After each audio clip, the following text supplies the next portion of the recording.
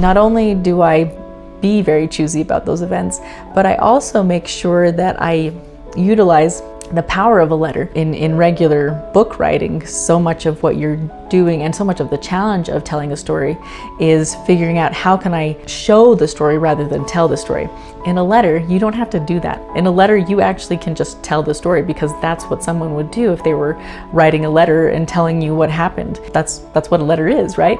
So I really enjoy this way of telling a story, because there is that grace buffer of not having to tell everything, but telling enough, and then maybe hinting at a few things or hinting at an event here or there, as though the other character has already knows the details.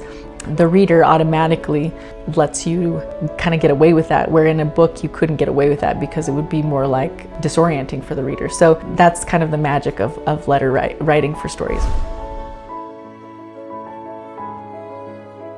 The thing that I love about Lily Clara is that the two main characters fall in love with each other while they're kind of going through this adventure together, or their own adventures, whatever point of the story you're at.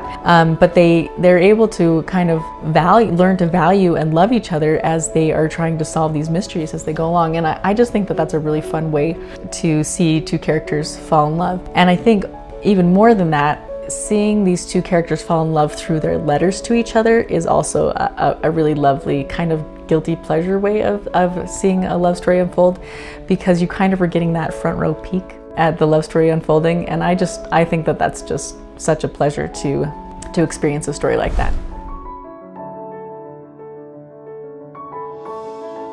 Trying to capture the essence and the language of any historical time period that isn't your own is always a challenge. You know, we all try and get as close as we possibly can as writers to that, but it's always a challenge, and it's never going to be perfect. Doing that for Lily Clara, however, for me was quite a bit easier than the other stories that I've written, mainly because I grew up in the place that it takes place. I grew up around people that were very much still kind of old school in their way of thinking and their way of doing things. So being surrounded by those kinds of people that were still really kind of like true pioneering sort of cowboyish people really helped me get a sense of the language and the mannerisms and the mentality of the people that lived during that time period.